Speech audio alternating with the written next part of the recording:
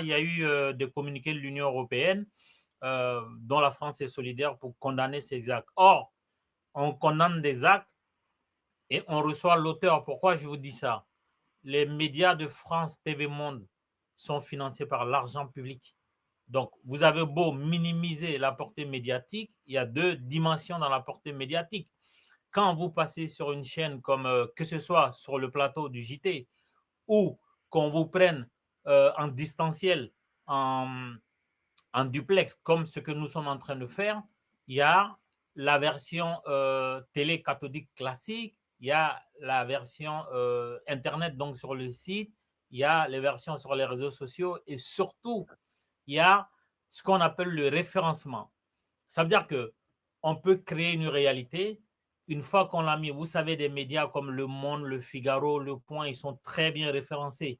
Quand eux fabriquent une réalité, cette réalité finit par s'imposer à tous ceux qui font des recherches sur l'Internet. Et donc, on ne peut pas dire, on ne peut pas minimiser la portée médiatique de l'invitation de M. Mohamed Al-Mahloud Ramadan sur les médias de France TV Monde. On ne peut pas se contenter de dire que la France a condamné et les journalistes sont friands. Je n'ai jamais vu un média de France TV Monde inviter un porte-parole des groupes qui sont qualifiés de terroristes en Iran, le Hezbollah par exemple en Iran ou au Liban. Et donc, Nicolas Normand, je vais faire ma question.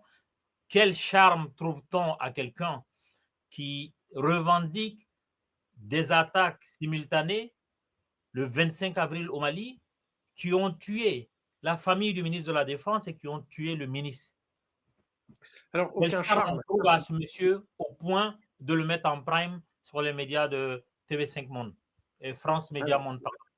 je vous rappelle que TV5 Monde est une chaîne qui n'est pas diffusée à l'intérieur du territoire français. Moi, je n'ai pas accès à TV5 Monde sur mon poste de télévision. Bon, cela étant, les journalistes sont totalement indépendants du pouvoir. C'est une chose qui est mal comprise dans beaucoup de pays africains, n'est-ce pas? Dans les démocraties, la presse est totalement libre. Et la presse aime bien faire le buzz, c'est-à-dire inviter des personnes qui font l'actualité d'une manière ou d'une autre. Alors, quand ce sont des terroristes déclarés tels quels, catalogués comme tels par les instances internationales, par exemple le JNIM, Al-Qaïda ou le Hezbollah, etc., ils sont arrêtés par la police française, n'est-ce pas? Donc ils n'ont pas accès aux médias. Mais lorsqu'il s'agit d'un groupe récent comme le FLA, qui n'est pas le Mali n'a pas demandé à Interpol qu'on arrête les gens du FLA. Je suis désolé, donc il y a pas Nicolas de mandat, Normand, Nicolas il y a pas Normand, de, il n'y a pas de en mandat fait, contre les gens du FLA. Donc, ne faisons librement pas où ils de veulent. révisionnisme. Le révisionnisme est condamné en France. À l'époque, il y avait des mandats d'arrêt internationaux contre les porte-paroles du MNLA et de la CMA. Est-ce qu'ils ont été inquiétés par la France? Quand il y a des mandats d'arrêt internationaux, oui, la France est obligée de les arrêter, n'est-ce pas? Il n'y a pas de Est-ce problème qu'elle a là-dessus. arrêté les personnes qui étaient, je vais citer Mamadou, enfin, je vais citer Bilal Akcherif, je vais citer Moussa Agassarid, qui étaient, Oui, qui allaient et qui s'ils venaient en sont en France. France, s'ils travaillent en France, oui. Ils étaient sous Non, le mais coup de mandats d'arrêt internationaux, ils n'ont pas été arrêtés.